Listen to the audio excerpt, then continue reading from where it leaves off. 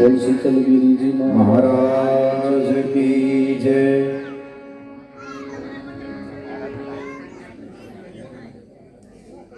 ખરેખર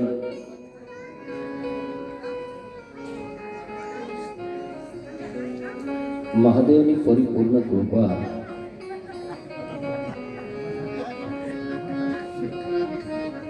વ્યાસજી મહારાજે સુખદેવજી મહારાજનું સ્વાગત કર્યું. એમ આજે મહારાજ પિતા મારું સ્વાગત કરે. આ મહાદેવની દયા નહીં તો બીજું શું? ગુરુ મહારાજની પૂર્ણ કૃપા અને દેવાદેવ મહાદેવની કૃપા કે મારો પરિવાર જે છે એ મારું સન્માન કરે.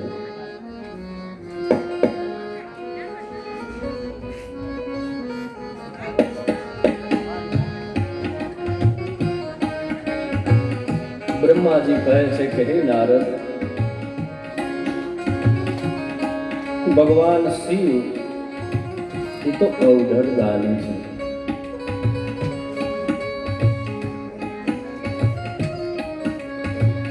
ભગવાન વિષ્ણુ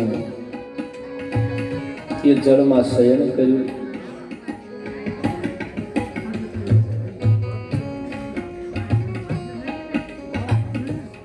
પરમ પ્રીત બહુકાલમ વિમોહિતમ. ભગવાન તે જળમાં બહુ કાળ સુધી રહ્યા છે અને એ જળમાં રહેવાથી તેનું નામ નારાયણ પડ્યું છે. નારાયણથી નામ તસ્યામ અક્ષર સંમતમ નામ અન્નતમ પુરુષમ. તે જળમાં રહેવાથી તેનું નામ નારાયણ થયું છે.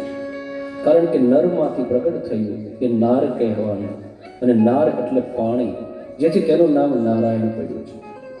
અને શ્રુતિ સંમત પણ નારાયણ જલમ દેવ અયનમ યશમ નારાયણમ. ભગવાન તેને જળમાં શયન કર્યું જેથી તેનું નામ નારાયણ પડ્યું. અને એ સમયે પ્રાકૃત પુરુષ સિવાય કોઈ હતું નહીં, કેવલ નારાયણ એક જ. અને એટલા માટે નારાયણ નારાયણ. ભગવાન નારાયણ એકલા, અને એ નારાયણ દ્વારા સર્વપ્રથમ પ્રકૃતિની ઉત્પત્તિ થઈ. એ પ્રકૃતિથી મહાન અને મહાન તેજથી તેનો ગુણ અને તે 3 ગુણ પ્રગટ થયા છે. 3 પ્રકારના અહંકાર ઉત્પન્ન થયા. અહંકારમાંથી તન્માત્રા, રૂપ, રસ, ગંધ, સ્પર્શ અને શબ્દ એ તન્માત્રાઓ પંચ મહાભૂતથી પ્રગટ થઈ. પૃથ્વી, જલ, તેજ, વાયુ અને આકાશ એ જ અહંકારથી 5 જ્ઞાનેન્દ્રિયો તથા 5 કર્મેન્દ્રિયો પ્રગટ થયા છે. નેત્ર, કર્ણ, નાસિકા, જીહવા, ત્વચા, 5 જ્ઞાનેન્દ્રિયો, વાણી, હાથ, પગ, આવી રીતે પ્રકૃતિની ઉત્પત્તિ થઈ છે. એ પ્રકૃતિમાં ભગવાન વિષ્ણુ શિવની ઈચ્છાથી 24 તત્વોને એક કરી બ્રહ્મ સ્વરૂપ ભગવાન વિષ્ણુ ફરી તે જળમાં શયન કર્યું છે. અને એ સમયે નારાયણમ દેવો નાભમ પંકજમ ઉત્તપમ આવિર્ભવમ સમજા શંકરે ઈચ્છતા. ભગવાન નારાયણ એ જળમાં સૂતા હતા.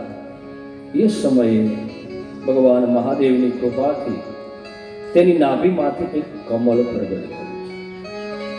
બ્રહ્માજી નારદને કથા સંભળાવે છે કે હે નારદ, ભગવાન શિવની પ્રથમ મને તેના અંગમાંથી પ્રગટ કર્યું. એ શિવ માયાથી મને તે કમળ ઉપર સ્થાપિત કર્યો છે. બ્રહ્માજી કે હું વિચાર કરવા લાગ્યો, હું કોણ છું? મારું સર્જન કોણે કર્યું છે? હું ક્યાંથી આવ્યો છું? આપણો પણ એ જ વિષય છે. હજારો વર્ષથી આ કથાઓ ગવાતી આવે છે.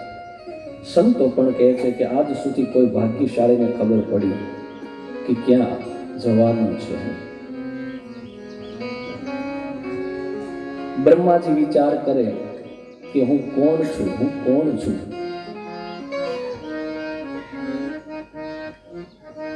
સંતો વજરોમાં પણ કહે, હતો તું ક્યાં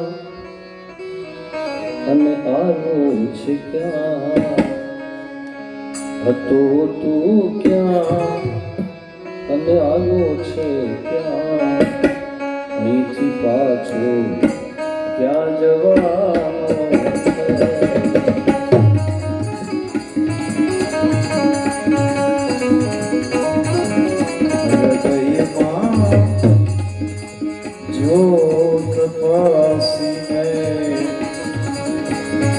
હૃદયમાં જ્યોત પાસી છુપાયેલો ખજાનો છે. હતો તું ક્યાં આવ્યો ક્યાં, હવે તું ક્યાં જવાનો છે. આજ બ્રહ્માજી વિચાર કરે છે કે હું કોણ છું. શિવ માયાથી તેને જ્ઞાન થયું કે આ કમળ ઉપર હું છું.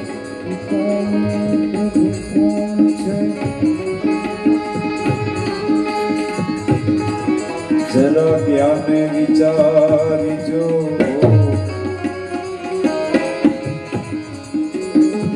તું કોણ ને પ્રભુ કોણ છે. જ્ઞાને વિચારીજો,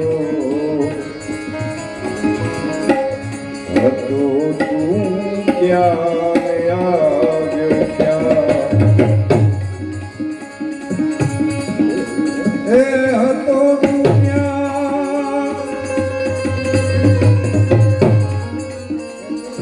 ક્યાં ને આવ્યો ક્યાં, હતો તું ક્યાં ને આવ્યો ક્યાં, ક્યાં જવાનો પાછો ક્યાં જવાનો.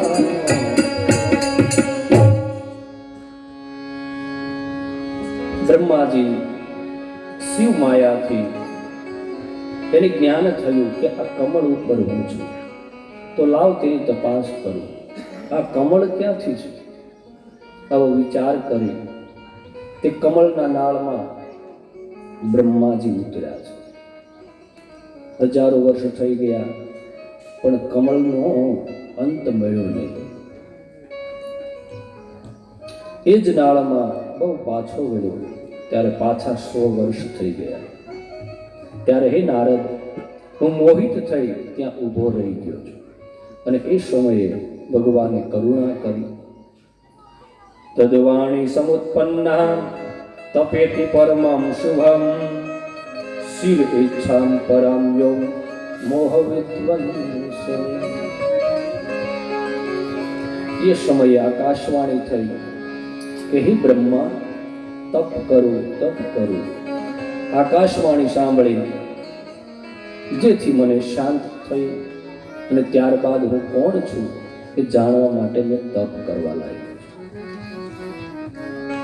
આકાશવાણીના વચન સાંભળી બ્રહ્માજી 12 વર્ષ સુધી ઘોર તપ કર્યું છે. હું કોણ છું, મારા પિતા કોણ છે એ જાણવા માટે ઘોર તપ કરવા લાગ્યા છે. પ્રત્યેક સૃષ્ટિ સર્જનમાં આ જ ઘટના છે. જીવાત્મા જન્મ ધારણ કરે, વ્યાપ્તમાંથી થાય તો વ્યાપ્ત કોણ? વ્યાપ્ત એટલે વિષ્ણુ. જ્યાં આ જીવાત્મા પ્રગટ થાય છે ને એ વ્યાપ્તમાંથી જ બને છે. એટલે એની નાભીમાંથી કમળ, કમળ ઉપર બ્રહ્મા. આ જીવ માત્ર જન્મે એનો આધાર શાના ઉપર છે? તો માતાના ઉદરમાં છે. જીવાત્મા હોય તો એનો આધાર કમળ જ છે. એટલે જીવાત્મા પોતે પ્રગટ થાય છે. કેવી રીતે થયું એ કોઈને ખબર નથી. જો એને જાણવું હોય તો શું કરવું? એ બતાવે છે કે તપ કરવું પડે. એટલા માટે બ્રહ્માજી તપ કરવા લાગ્યા છે. આ જીવાત્મા ક્યાંથી પ્રગટ થયો? જેને પ્રગટ કરનાર બ્રહ્મા છે, એ બ્રહ્મા પણ જો જાણી ન શકતા હોય તો હું તમે ક્યાંથી જાણી શકવાના છે? પણ એને જો જાણવું જ હોય તો તપ કરવું પડશે, ભજન કરવું પડશે. ભજનથી જ, ભક્તિ દ્વારા જ પરમાત્માની પ્રાપ્તિ થશે. પણ આજના સમયમાં ભક્તિ કરતા એજી છે તો ભાગે, આયો જીવ અનાડી, એવો જીવ અનાડી. ભક્તિ કરતા એજી છે તો ભાગે, આયો જીવ અનાડી. ગુરુજી આયો જીવ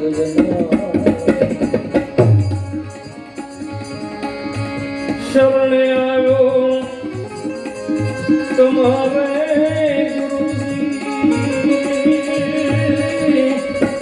શરણે આવ્યો તમારે ગુરુજી.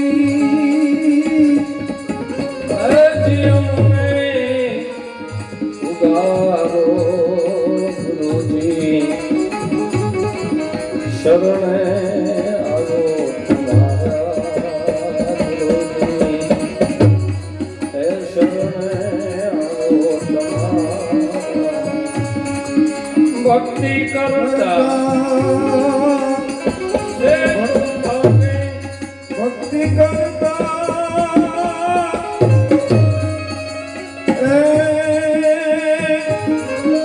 છેટ ભાગે, આયો જીવ અનાડી. ગુરુજી ભક્તિ કરવી તમારી ગુરુજી, આ ભક્તિ કરવી તમારી, આ ભક્તિ કરવી તમારી. જીવ એવો અનાડી છે કે ભક્તિ નથી કરી શકતો. જો પરમાત્માની પ્રાપ્તિ કરવી છે તો કોઈ ગુરુના શરણે જાઓ તો જ ભક્તિની પ્રાપ્તિ થશે. ગુરુ શરણ વિના ભક્તિ મળશે નહીં. આજ બ્રહ્માજી તપ કરવા લાગ્યા છે અને એ તપના અંતે શંખ ચક્ર યુજ કર ગદા યમ, તપ કર્યું તો ચતુર્ભુજ નારાયણ પ્રગટ થયા છે. શંખ ગદા ચક્ર પદ્મ ધારણ કરનારા ભગવાન વિષ્ણુ પ્રગટ થયા. આનો અર્થ એમ થાય કે શરૂઆતમાં ચતુર્ભુજ રૂપે જ ભગવાન પ્રગટ થાય છે. એ ચતુર્ભુજ સમજાવે છે કે તારું સર્જન મેં કર્યું છે, પણ આપણે યાદ રાખતા નથી.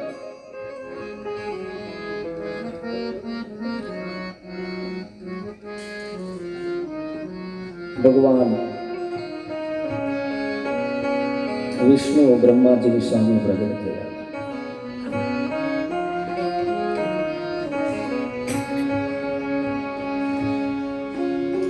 આ અનુભવની વાત છે. અનુભવ થાય તો જ ખબર પડે. બ્રહ્માજીએ તપ કર્યું અને એ તપના કારણે ભગવાન પ્રગટ થયા. હે બ્રહ્મા, તમે તપ કરતા હતા, તમારું પ્રાગટ્ય મેં કર્યું છે, તમે મારા થકી પ્રગટ થયા છો. બ્રહ્માજી કહે હું માનું નહીં, સર્જનાર તો હું છું, મારા સિવાય બીજું કોઈ હતું નહીં. મેં તપ કર્યું અને તમે પ્રગટ થયા છો. આમ વાદ વિવાદ થયો છે, જે કથા આપણે વિદ્યેશ્વર સંહિતામાં શ્રવણ કરી. આજ બ્રહ્માજી ફરીવાર કહે છે, હે નારદ,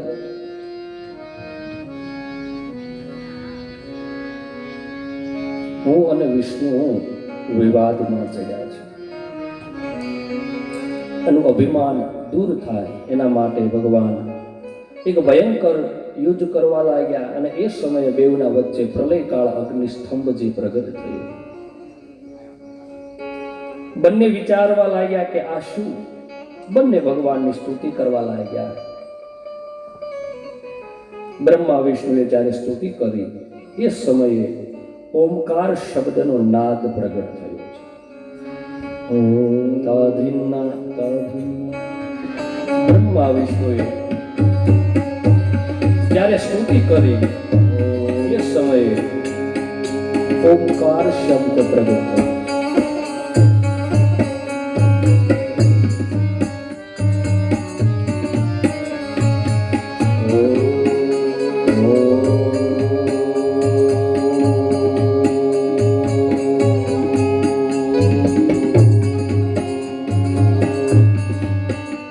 બ્રહ્મા વિષ્ણુની સ્તુતિથી ઓમકાર સ્વરૂપ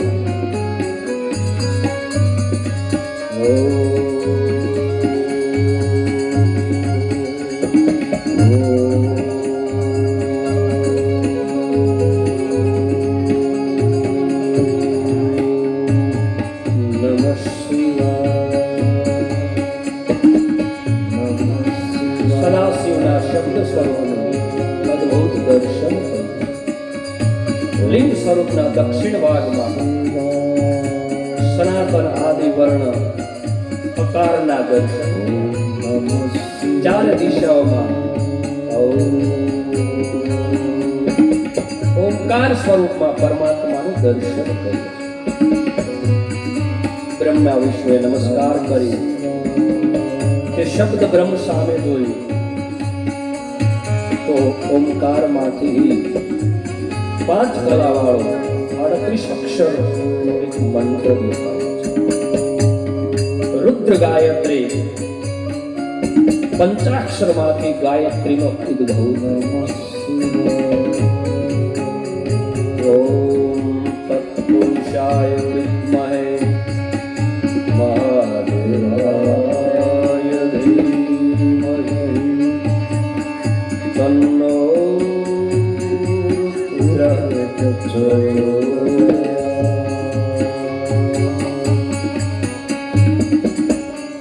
મૃત્યુંજય મંત્ર, પંચાક્ષર મંત્ર, ચિંતામણી મંત્ર, અનેક પ્રકારના મંત્રો પ્રગટ થવા લાગ્યા. બ્રહ્મા વિષ્ણુ બે હાથ જોડી સ્તુતિ કરવા લાગ્યા. બ્રહ્મા વિષ્ણુએ શબ્દ બ્રહ્મની સ્તુતિ કરી ત્યારે કરુણા સાગર મહાદેવે કરુણા કરી.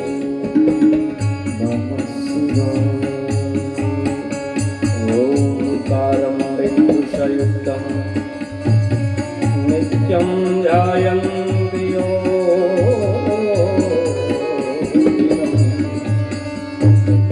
કામદમ મોક્ષદમ તે.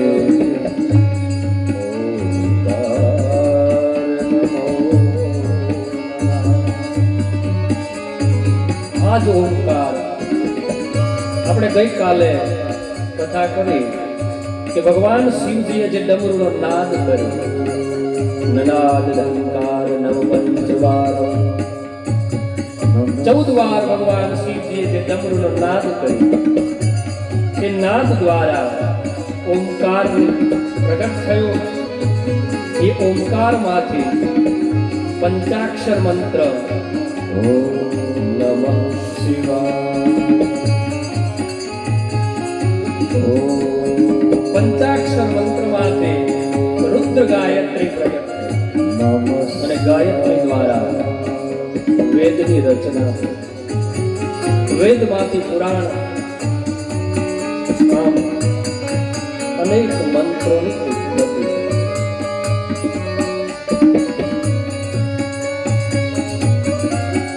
માતૃકા વર્ણ પ્રગટ કર્યા.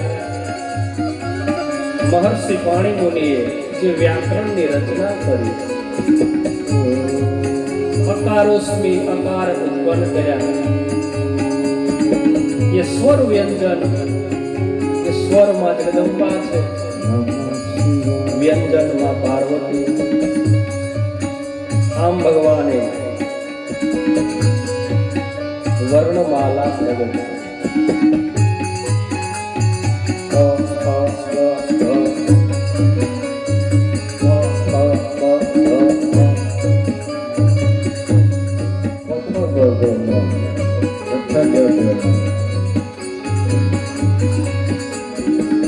આ વ્યાકરણ ભગવાન શિવજીના ડમરૂના નાદમાંથી પ્રગટ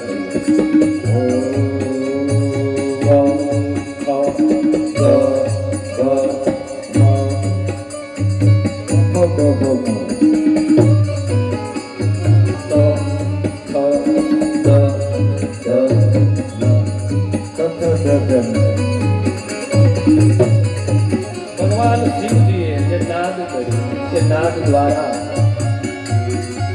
આ વ્યાકરણ આપણે જે કાંઈ બોલીએ છીએ ને એ શિવ સ્વરૂપ છે. શબ્દ છે એ શિવ છે. વાણી એમાં ભગવાન આદિશક્તિ છે.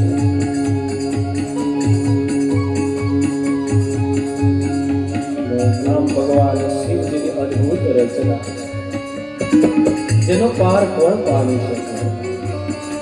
બ્રહ્મા વિષ્ણુ ભગવાન ઓમકારના પ્રણામ કરે. વિષ્ણુ કહેવા લાગ્યા કે હે મહાદેવ, તમે પ્રસન્ન કઈ રીતે થાવ, તમારી પૂજા કઈ રીતે કરવી, તમારું ધ્યાન કઈ રીતે ધરવું, કઈ રીતે તમે કરુણા કરો.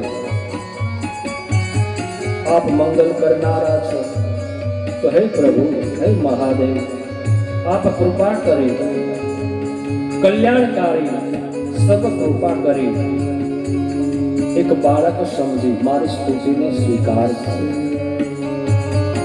ભગવાન શિવજી કરુણા કરી. ભગવાન શિવ બોલ્યા કે હે સુંદર શ્રેષ્ઠ, હું તમારા બંનેની ભક્તિથી પ્રસન્ન થયો. તમે બંને મારા દર્શન કરો, તમારા ભયનો ત્યાગ કરો. ભગવાન શિવજી કહે છે કે હે બ્રહ્મા વિષ્ણુ, મમ લિંગમ સદા પૂજ્યમ ધ્યાયમ એતાદૃશ્યમ મમ ઈદાનમ દૃશ્યમ યદંતથા કાર્ય પ્રયત્ન. મારું લિંગ સદાને માટે પૂજનીય છે, જે ધ્યાન કરવાને યોગ્ય છે. તમે બંને જે મારા મહેશ્વર રૂપનું દર્શન કર્યું, એ જ રીતે મારા લિંગ રૂપનું પણ તમે પૂજન કરો. તમારું કલ્યાણ થશે. હે બ્રહ્મા, તમે મારા દક્ષિણ અંગમાંથી પ્રગટ થયા છો અને વિષ્ણુ મારા ડાબા અંગમાંથી પ્રગટ. સૃષ્ટિનું સર્જન કરવા માટે મેં તમને બંનેને પ્રગટ કર્યા છે. હે બ્રહ્મા, તમે મારી આજ્ઞાથી સૃષ્ટિનું સર્જન કરો અને હે વિષ્ણુ, તમે એ સૃષ્ટિનું પાલન કરો. હે બ્રહ્મા, સૃષ્ટિનો સંહાર કરવા, અનુગ્રહ અને તિરોભાવ કરવા હું રુદ્ર સ્વરૂપે પ્રગટ થઈશ.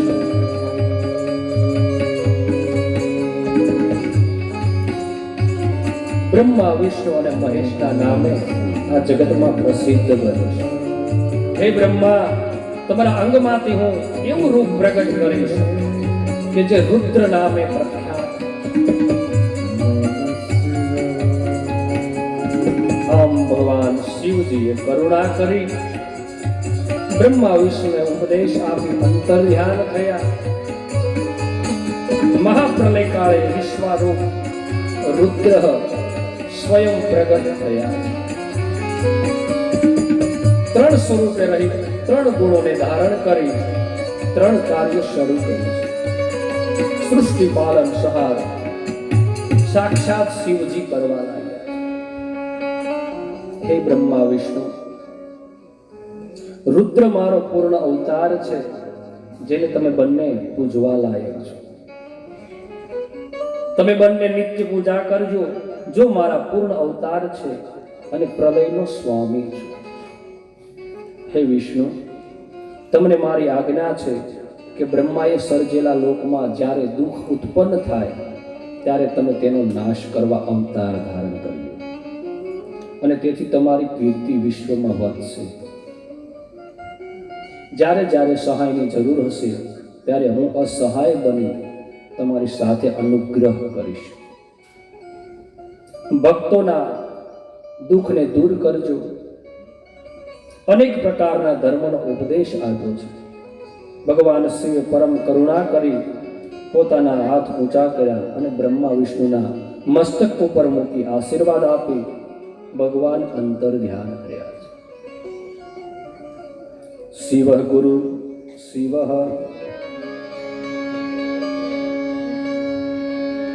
જ્યાં ભગવાન શિવજીએ બંનેને આશીર્વાદ આપ્યા. સુખજી મહારાજ કહે છે કે હે વ્યાસજી, સુત સુત મહાભાગ વ્યાસ શિષ્ય નમોસ્તુતે, શ્રવણ અદ્ભુતમ એવં કથા પરમ પાવની. હે સુખજી, તમે અમને આજે દિવ્ય કથા સંભળાવી. અમે તમને નમસ્કાર કરીએ છીએ. શિવ તત્વ ગૂઢ કથા સાંભળી અમે પરમ પવિત્ર થયા છીએ. બ્રહ્મા અને નારદનો જે સંવાદ, તે કથા અમને વિસ્તારથી કહી સંભળાવો. શિવજીનું પૂજન કઈ રીતે થયું, બ્રહ્માજીએ સૃષ્ટિની સર્જન કાર્ય કઈ રીતે કર્યું, ભગવાન વિષ્ણુ તેનું પાલન કઈ રીતે કરે છે, એ કથા અમને વિસ્તારથી કહી સંભળાવો. શિવ પ્રત્યે ભક્તિ કઈ રીતે વધે, હે સુખજી મહારાજ એ કથા અમને શ્રવણ કરાવો. ભગવાન શિવ પરમ મંગલકારી રૂપ સનાતન મનોવાંછિત ફળને પ્રાપ્ત કરવા માટે ભક્તિ ભાવથી પૂજન સર્વ કામનાને સિદ્ધ કરનાર છે. જ્યાં સુધી શિવ પૂજન થતું નથી ત્યાં સુધી મનુષ્યને 4 પ્રકારના કષ્ટો સહન કરવા પડે છે. દારિદ્ર્યમ રોગ દુઃખમ ચ પીઠનમ શત્રુ સંભવમ પાપમ ચતુર્વિધમ. મનુષ્યના જીવનમાં ગરીબાઈ, આદિ વ્યાધિ અને શત્રુઓ પીડા કરે છે. કામનાઓને પ્રાપ્ત કરવા માટે નિત્ય પરમ ભક્તિથી શિવ પૂજન કરવું, જેનાથી સર્વ દુઃખ નાશ પામે છે. અને અંતે ભગવાન સદાશિવ મુક્તિ આપે છે. માનવ શરીર મળ્યા પછી જે સુખની ઈચ્છા રાખે છે, માનવ શરીર મળ્યા પછી જેને સંપૂર્ણ કાર્યો સિદ્ધ કરવા છે, એને ભગવાન શિવનું નિત્ય પૂજન કરવું. તમારા મનના મનોરથ ભગવાન શિવ પૂર્ણ કરશે. પ્રાતકાલમાં ઉઠીને શિવ સ્મરણ કરવું, નિત્ય કર્મથી પરવરી સ્નાન સંધ્યા પૂજન અર્ચન કરવું. ગઈકાલે પણ મેં કીધું હતું કે કાંઈ ન કરી શકો તો માત્ર માનસિક પૂજા તો કરો, મનથી ભગવાનને ભાવ કરી પૂજા કરો. એ પણ ન કરી શકો તો માત્ર ધ્યાન કરો ભગવાન. ધ્યાયે નિત્યમ મહેશમ રજત કિરીનિભમ ચારુચંદ્રવતંતમ રત્નાકલ્પોજ્વલાંગમ પરશુમૃગમ. મહાદેવનું ધ્યાન ધરી આવાહન કરો, યથાશક્તિ પૂજા કરો તો ભવસાગરને પાર કરનાર છે.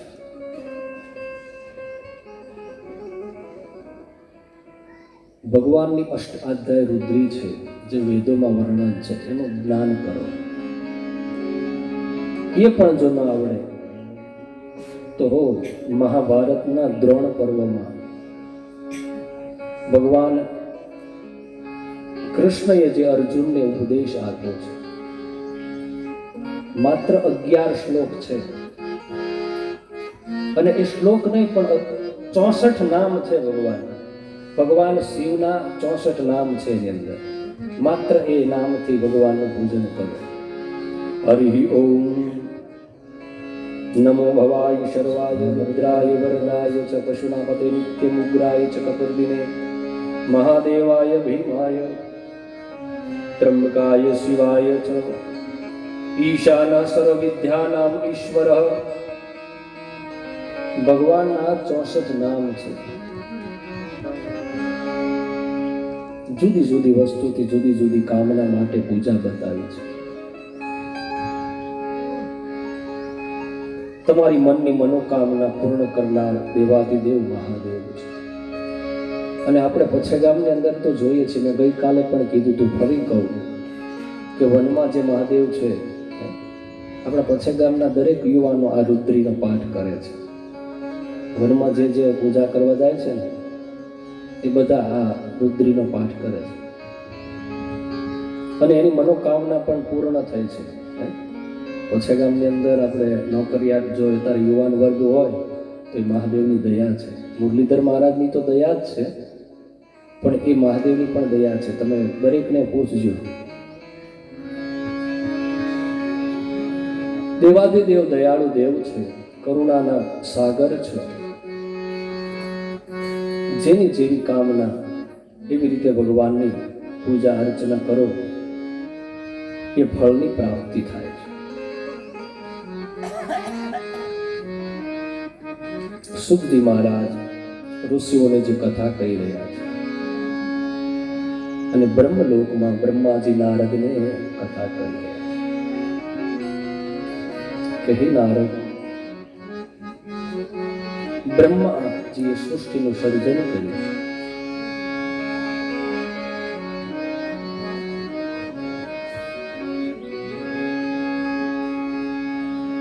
પાપમાંથી મુક્ત કરનાર દેવાદિદેવ મહાદેવની કથા છે.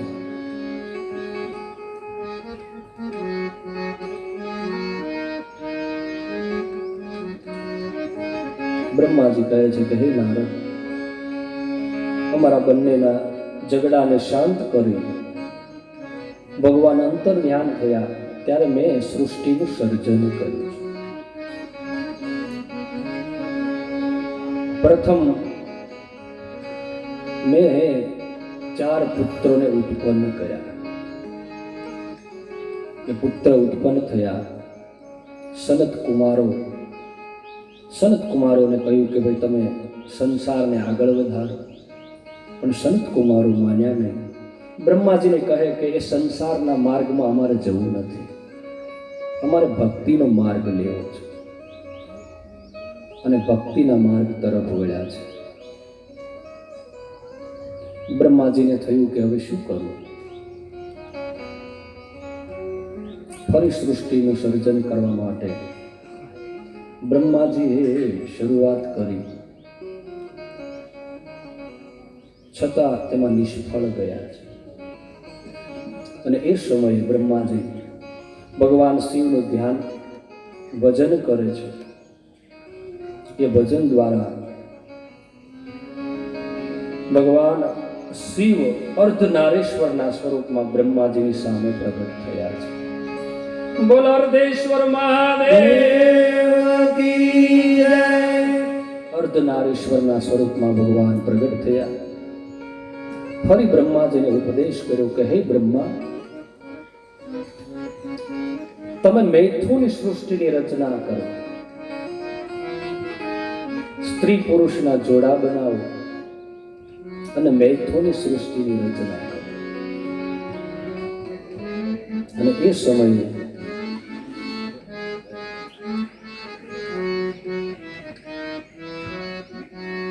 બ્રહ્માજી મૈથુની સૃષ્ટિનું સર્જન કરે છે. આદિશક્તિ સાથે ભગવાને વરદાન આપ્યું. તેજોમય શક્તિ સ્વરૂપ જોઈ અને એક નજરથી આજે શક્તિની સામું જોવા લાગ્યા છે બ્રહ્મા. આ કોણ છે? દેવીને એમ કહ્યું કે આ મારા તરફ કેમ જોવે છે? એની એક આંખ ફોડી નાખી છે. ભગવતીએ મનમાં એને ઈર્ષા ભાવ થયો કે હું મહાદેવની પૂજા કરું છું, મહાદેવને બાજુમાં કોણ તત્વ છે? તેજોમય ભગવાને કહ્યું કે દેવી, આ તમારો પુત્ર છે, એની રક્ષા કરો. બોલે એક નેત્ર છે, દ્રષ્ટિ જોઈ શકશે. યક્ષ કિન્નરો અને રાજા બનાવ્યા છે. આ બાજુ બ્રહ્માજી સૃષ્ટિનું સર્જન કાર્ય થયું. બ્રહ્માજીએ કામદેવને પ્રગટ કર્યો છે. બ્રહ્માજીના શરીરમાંથી 10 પુત્રો પ્રગટ થયા. ધર્મ એમના અંગમાંથી પ્રગટ થયા છે. મનથી એક પુત્રી પ્રગટ થઈ જેનું નામ છે સંધ્યા. દિવ્ય સ્વરૂપ સંધ્યાનું હતું. એ જ બ્રહ્માજીએ કામદેવને પ્રગટ કર્યો. પંચપુષ્પ બાણ હાથમાં આપવામાં આવ્યા અને કહ્યું કે મારે શું કામ કરવાનું, મારે શું કર્મ કરવાનું છે. બ્રહ્માએ કહ્યું કે તને 5 બાણ આપું છું, તારે જગતને મોહમાં નાખવાના છે. 5 બાણ કામને આપવામાં આવ્યા. આ કાર્ય બ્રહ્માજીએ કામદેવને આપ્યું છે. અને જ્યાં કામદેવને કામ બાણ આપ્યું તો કામદેવ વિચાર કરે છે કે લાવ આ બાણ કામ આપે છે કે નહીં, શરૂઆત કરું. અને એ જ મોહિત બાણ કામદેવ આજ પોતાના પિતા ઉપર પ્રહાર કર્યો છે. તમામ શિવ માયાથી મોહિત બન્યા છે. બ્રહ્માજી પોતાની પુત્રી સંધ્યા ઉપર મોહિત થયા છે. જ્યાં બ્રહ્માજી મોહિત બન્યા અને સંધ્યા હરણનું રૂપ લઈને ભાગવા લાગી છે. બ્રહ્માજી પણ તેની પાછળ હિરણ બની સંધ્યાની પાછળ કામમાં મોહિત થયા છે.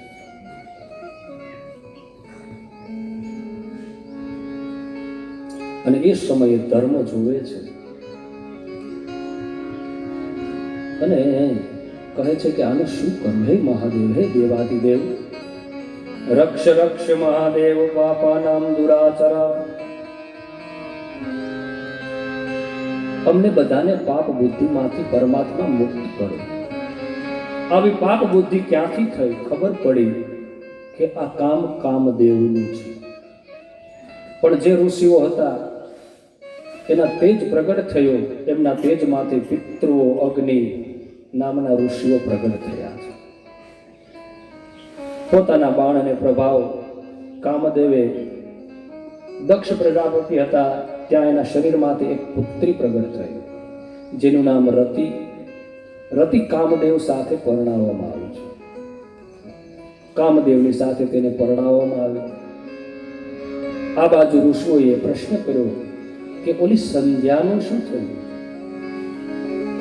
સંધ્યા જે પ્રગટ થઈ, જે કામમાં મોહિત બની, એનું શું થયું? જેને જન્મતાની સાથે જ સકામ પ્રગટ થયો છે. ઋષિઓ કહે છે કે હે નારદ, સંધ્યાને એમ થયું કે જન્મતાની સાથે જ મને કામ પ્રગટ થયું, તો લાવ હવે આ શરીરનો ત્યાગ કઈ રીતે કરું? માટે સંધ્યાએ તપ કર્યું છે. પ્રાયશ્ચિત કરવા માટે સંધ્યા તપ કરવા લાગ્યા છે. અને ચંદ્રભાગા પર્વતમાંથી નીકળતી ચંદ્રભાગા નદીના કિનારે તપ કરવા લાગ્યા. પણ કોનું તપ કરવું એને કઈ ખબર નથી. બ્રહ્માએ વશિષ્ઠજીને મોકલ્યા કે તમે જઈ સંધ્યાને મંત્ર દીક્ષા આપો. વશિષ્ઠજી સંધ્યાને મંત્ર દીક્ષા આપે છે. ઓમ નમઃ શંકરાયતિ. હે સંધ્યા, આ મંત્રનો તું જપ કરજે. એ જપના દ્વારા ભગવાન શિવ તારા ઉપર દયા કરશે અને અંત સમયે મેઘાતિથિ જ્યાં યજ્ઞ કરે છે એ યજ્ઞમાં તારા આ દેહનો ત્યાગ કરજે, જ્યાંથી તને નવું દેહ ધારણ પ્રાપ્ત થશે. સંધ્યાએ ભગવાન શિવજીનું આરાધન કરવા લાગ્યા છે. ઓમ નમઃ શંકરાય, ઓમ નમઃ શંકરાય. ભગવાન શિવજીની આરાધના કરી રહ્યા છે સંધ્યા. અને એ સમયે ભગવાન શિવજી સંધ્યાના તપને કારણે પ્રગટ થયા અને સંધ્યાને કહે છે કે વરદાન માંગ. ભગવાન શિવ સંધ્યાને કહે છે કે વરદાન માંગ. અને એ સમયે સંધ્યા કહે છે કે હે પ્રભુ, હે પરમાત્મા, આપ જો મારા ઉપર પ્રસન્ન થયા હો અને કૃપા કરવા માંગતા હો તો પ્રથમ મને એ વરદાન આપો કે જેમ હું શિવ માયામાં મોહિત થઈ, કામદેવના કામથી મોહિત થઈ, તો એ કામ બાલ્ય અવસ્થામાં કોઈને પીડિત ન કરે. યુવાન કાળ સુધી કામદેવ પીડિત ન કરે, આવું વરદાન આપો. સમસ્ત સંસાર માટે આજ સંધ્યાએ વરદાન માંગ્યું છે કે જેમ હું પીડામાં પીડાય એમ આજ પછી કોઈ બાળક કામમાં ન પીડાય. ભગવાન શિવ તથાસ્તુ કહી અંતર ધ્યાન થયા. અને આ બાજુ સંધ્યા મેઘાઋષિ જે યજ્ઞ કરી રહ્યા છે એ યજ્ઞમાં જઈ કોઈને પણ ખબર ન પડે એવી રીતે યજ્ઞ ચાલુ છે. અને એ યજ્ઞમાં સંધ્યા પોતાના દેહને વિલીન કરે છે. દેહ વિલીન થતા સંધ્યાના બે ભાગ થયા. જે પ્રાતઃ સંધ્યા આપણે કહીએ છીએ ને, સ્વયં સંધ્યા અને પ્રાપ્ત સંધ્યા બની.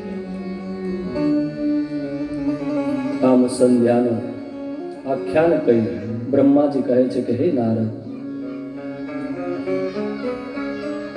ભગવાન શિવજી બ્રહ્માજીને ઠપકો આપે છે કે હે બ્રહ્મા, તે તારા પુત્રી ઉપર કામ વાસના પ્રગટ કરી. તું જગતનો પિતા હોવા છતાં તને આવું કાર્ય સોંપ્યું છતાં તને કુબુદ્ધિ શું?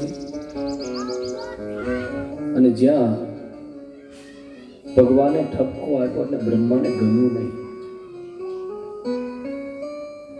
એ સમયે બ્રહ્માજી કઈ બોલ્યા નહીં, પણ મનમાં વિચાર કર્યો કે શિવજીએ મને જે કામ વિશે ઠપકો આપ્યો છે એનો બદલો લેવો છે. આ પરંપરા પહેલેથી ચાલી આવે છે કે કોઈ કઈ કહી જાય એમ. બ્રહ્માજીએ મનમાં એક સંકલ્પ કર્યો કે શિવ મોહિત કેમ થાય. શિવ જો મોહિત થાય તો જ હું બદલો લઈ શકું, નતર લેવાય. બ્રહ્માજી મનોમન વિચાર કરે છે.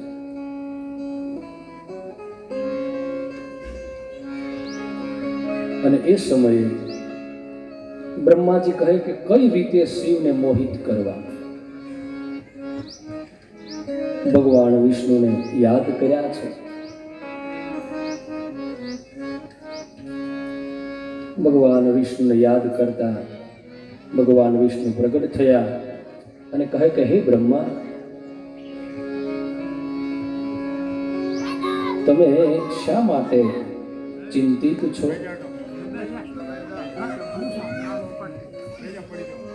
એ સમયે બ્રહ્માજી કહે છે કે મને શિવજીએ ઠપકો આપ્યો છે, તો મારે પણ શિવ કેમ લગ્ન કરે? શિવને મોહિત કઈ રીતે કરવા, મને એ વાતની ચિંતા છે. એ સમયે ભગવાન વિષ્ણુ કહે છે કે હે બ્રહ્મા, તમે વ્યર્થ ચિંતિત કરો છો. શિવ યોગેશ્વર છે, યોગીઓના પણ યોગી છે. એને કામ કાંઈ બાળી શકતો નથી. તમે ખોટી ચિંતામાં છો કે નહીં, બદલો તો મારે લેવો. એ સમયે ભગવાન વિષ્ણુ કહે છે કે જો તમારે શિવને મોહિત કરવા જ હોય તો તમારા પુત્ર દક્ષને કહો કે એ જો જગદંબાનું આરાધન કરે અને સાક્ષાત પરા અંબા જગદંબા આ સૃષ્ટિ ઉપર અવતરણ ધારણ કરે તો શિવજી લગ્ન કરે. બ્રહ્માજી કે ગમે તે થાય પણ શિવ માયામાં મોહિત થવા જોઈએ. મેં ગઈકાલે પણ કીધું હતું કે મહાપુરુષો કોઈ ભૂલ કરે ને તો એ ભૂલમાં પણ કંઈક જાણવા જેવી વાત હોય. આજ બ્રહ્માજી આપણને એમ થાય બ્રહ્માજી વેર લેવા માંગે છે, પણ એ વેરના કારણે આદિશક્તિનું પ્રાગટ્ય થાય છે.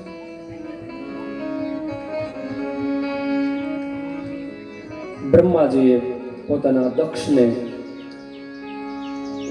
કહે છે કે હે પુત્ર, તું માં આદિશક્તિની આરાધના કર. જો માં આદિશક્તિ કૃપા કરશે તો જ મારું કાર્ય સફળ થશે.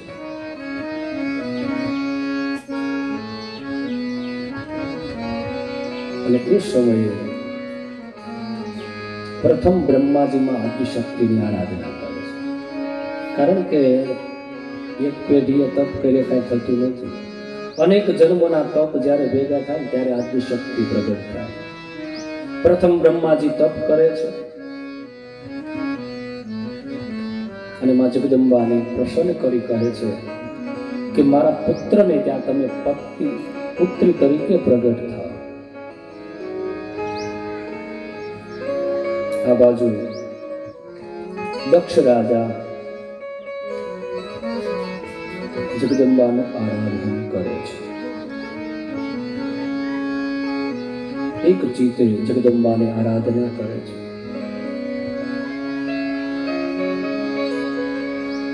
વિધાન કરવા લાગ્યા છે. માં આદિશક્તિ દુર્ગાની ઉપાસના કરી છે. એમાં આ ચૈત્ર માસ છે અને ચૈત્ર નવરાત્રિ પણ છે. અને એમાં પણ આજે 5મું નવરાત્રિ છે.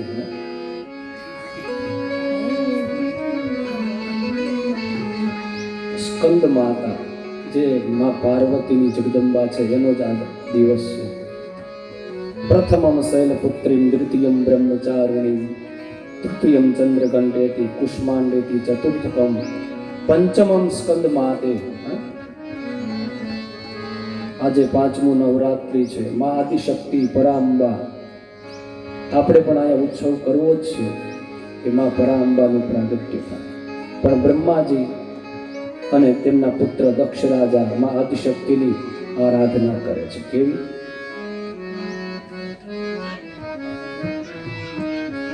એ નહીં છોડું તમારું નામ રે, આશરો તમારો રે. એ નહીં છોડું તમારું નામ રે, આશરો તમારો. એ નહીં છોડું તમારું નામ રે, આશરો તમારો. એ નહીં છોડું તમારું નામ રે, આશરો તમારો. એ મારી બુડતાની પકડો ભવસાગર તારો રે. એ મારી ડૂબતાની પકડો ને ભાઈ, ભવસાગર તારો રે. મારી બુડતાની પકડો ભવસાગર તારો રે. મારી ડૂબતાની પકડો ને ભાઈ, ભવસાગર તારો. એ નહીં છોડું તમારું નામ રે, આશરો તમારો. નહીં છોડું તમારું નામ રે, આશરો તમારો. એ મારી જીવન નૈયાનો સુકાન રે, હાથ નથી રહેતું. એ મારી જીવન નૈયાનું સુકાન રે, હાથ નથી રહેતું. એવું સાગરમાં જાનું તોફાન કોને જઈ કેવું. એવું સાગરમાં જાનું તોફાન કોને જઈ કેવું. એ નહીં છોડું તમારું નામ રે, આશરો તમારો. નહીં છોડું તમારું નામ રે, આશરો તમારો. એ મારી બુડતાની પકડો ભવસાગર તારો મારે ભૂલતાની પકડો ભવસાગર તારો એ હું તો ભૂલી ગયો છું ભાન રે વાત નવ સૂજે હું તો ભૂલી ગયો છું બાન રે વાત નવ સૂજે એ હું તો ભૂલી ગયો છું ભાન રે વાત નવ સૂજે હું તો ભૂલી ગયો છું ભાન રે વાત નવ સૂજે એમાં હું છું તમારો બાપ ટુકડા હવે હરજો રે હું તમારો માળ ટુકડા હવે હરજો એમાં હું છું તમારો બાપ ટુકડા હવે હરજો માત હું છું તમારો માળ ટુકડા હરજો એ નહીં છોડું તમારું નામ રે આશરો તમારો રે નહીં છોડો તમારો નામ રે આશરો તમારો એ તમે દીન દયાળી ધરુ નામ રે દયા હવે કરજો રે તમે દીના દયાળી ધરો નામ રે ટુકડા હવે હરજો એ તમે દીન દયાળી ધરુ નામ રે દયા હવે કરજો તમે દીન દયાળી ધર્યું નામ રે દયા હવે કરજો એમાં હું છું તમારો બાલ ટુકડા હવે હરજો એમાં હું છું તમારો બાળ ટુકડા હરજો એ નહીં આવું તો જાશે મારી લાજ રે જાજુ નથી કહેતો નહીં આવો તો જશે મારી લાજ રે જાજુ નથી કહેતો એ નહીં આવો તો જાશે મારી લાજ રે જાજુ નથી કહેતો રે નહીં જશે મારી લાજ રે જાજુ નથી કહેતો એવા ચંડી બાળ ચરણો ના પાલ ચરણોમાં લેજો રે એવા બાળ ચરણો ના દાસ ચરણોમાં લેજો એ નહીં છોડું તમારું નામ રે આશરો તમારો એ નહીં છોડું તમારું નામ રે આશરો તમારો એમાં હું છું તમારો બાલ ટુકડા હવે હરજો એમાં હું છું તમારો બાળ ટુકડા હરજો આમ જગદંબાની આરાધના કરે છે દક્ષ રાજા કહે છે હે જગદંબા પ્રગટ થાવ પ્રગટ થાવ પ્રગટ થાવ બ્રહ્માજી તપ કર્યું દેવીની આરાધના કરી છે બંને પોતા પુત્રએ તપ કર્યું છે આદિશક્તિ ચંડિકા પ્રગટ થયા બોલે આદિશક્તિ તમે પ્રગટ થયા દક્ષને ત્યાં તમે જઈ તેના તપને પૂર્ણ કર્યું હે માં જગદંબા સતી રૂપે પ્રગટ થઈ શિવના તમે પત્ની બનો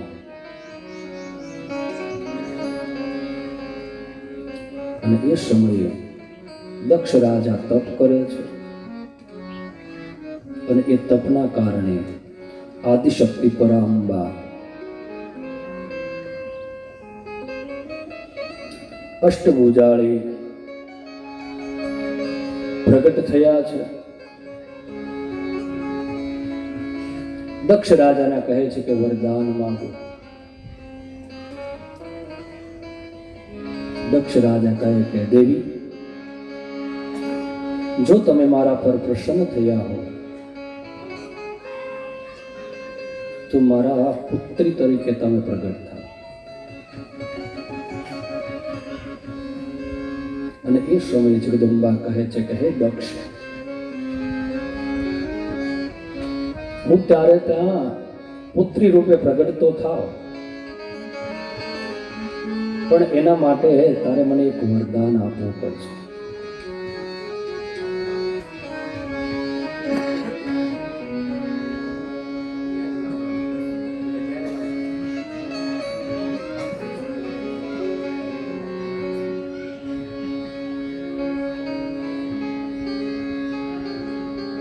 આદિશક્તિ જગદંબા કહે છે કે હે દક્ષ, હું તારે ત્યાં પુત્રી રૂપે પ્રગટ થાવ, પણ જો તું મારું અપમાન કરીશ તો એ તો હું સહન કરીશ, પણ જ્યારે તું મારા પતિનું અપમાન કરીશ ત્યારે હું આ દેહનો ત્યાગ કરીશ. બીજી શરત મારી એ છે કે મારો પતિ શિવ છે, એ શિવ સાથે જો તું મને પરણાવે તો હું તારે ત્યાં પુત્રી રૂપે પ્રગટ થાવ. આદિશક્તિ જગદંબા કહે છે કે હે દક્ષ, તું મને આ બે વચન આપે તો હું તારે ત્યાં પુત્રી રૂપે પ્રગટ થઈશ. હે દક્ષ, જો ભવિષ્યમાં મારો અનાદર કર્યો તો હું આ દેહનો ત્યાગ કરીશ. દક્ષ કહે માં મને મંજૂર છે, પણ આપ મારે ત્યાં પુત્રી રૂપે પ્રગટ થાઓ. દક્ષ પ્રજાપતિ ને માં જગદંબા વરદાન આપે છે અને સાક્ષાત પરા અંબા દક્ષ રાજાને ત્યાં પુત્રી તરીકે પ્રગટ થવાના છે. એ સમાચાર સાંભળતા દક્ષ રાજા અને બ્રહ્માજી બંને આનંદમાં આવ્યા છે.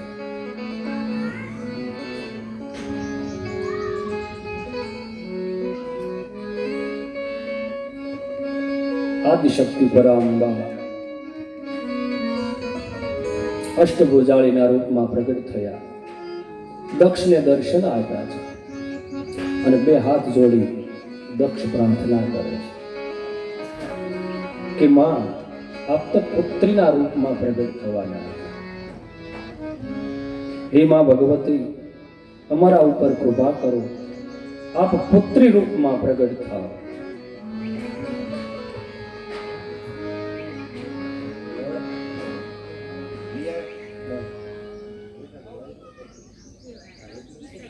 આદિશક્તિને કહે છે કે હે માં આદિશક્તિ આપ તો પુત્રી રૂપમાં પ્રગટ થાય. આમ જગદંબાએ વરદાન તો આપેલું જ હતું અને એ સમયે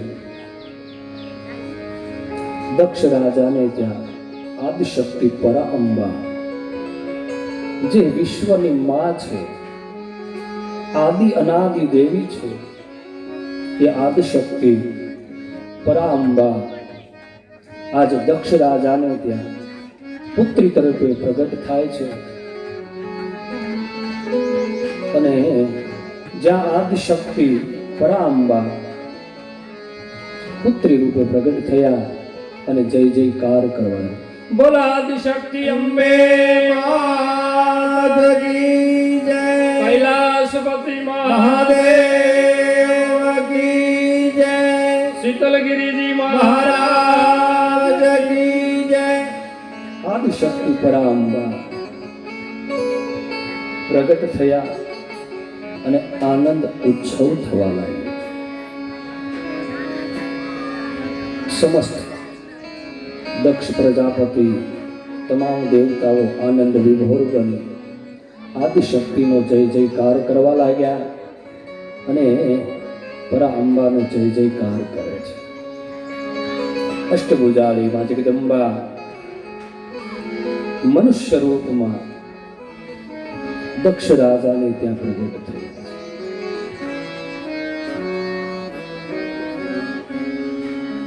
માં જગદંબા આદિશક્તિ દક્ષ રાજાને ત્યાં પ્રગટ થયા અને સતી એવું નામ પાડવામાં આવ્યું છે. આદિશક્તિ પરાંબા દક્ષ રાજાને જે વરદાન આપ્યું એ વરદાનને પરિપૂર્ણ કરવા માટે આજ દક્ષને ત્યાં સાક્ષાત યોગ માયાના સ્વરૂપમાં આદિશક્તિ જગદંબા પ્રગટ થયા છે. અને જ્યાં જગદંબા પ્રગટ થયા તો બધાએ આનંદ વિભોર બની ભગવાનની આરાધના કરવા લાગ્યા છે. માં આદિશક્તિને આરાધન કરવા લાગ્યા છે. માં દુર્ગાનું આરાધન કરે છે કે સાક્ષાત જગદંબા બિરાજમાન થયા છે. જય જગદંબા જય જગદંબા જય જગદંબા જય જગદંબા જય જગદંબા જય જગદંબા જય જગદંબા જય જગદંબા જય જગદંબા જય જગદંબા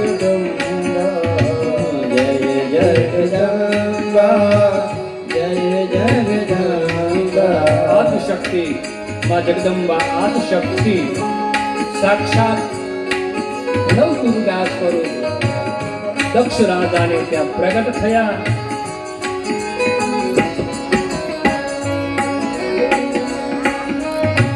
માતુ ભવાની આદિ અનાદિ માતુ ભવાની આદિ અનાદિ માતુ ભવાની આદિ અનાદિ માતુ ભવાની આદિ અનાદિ ભરી દો હે જગદંબા હે જગજનની હે જગદંબા હે જગજનની હે જગદંબા હે જગજનની હે જગદંબા માતુ ભવાની આદિ અનાદિ માતુ ભવાની આદિ અનાદિ માતુ ભવાની આદિ અનાદિ માતુ ભવાની આદિ અનાદિ હે જગજનની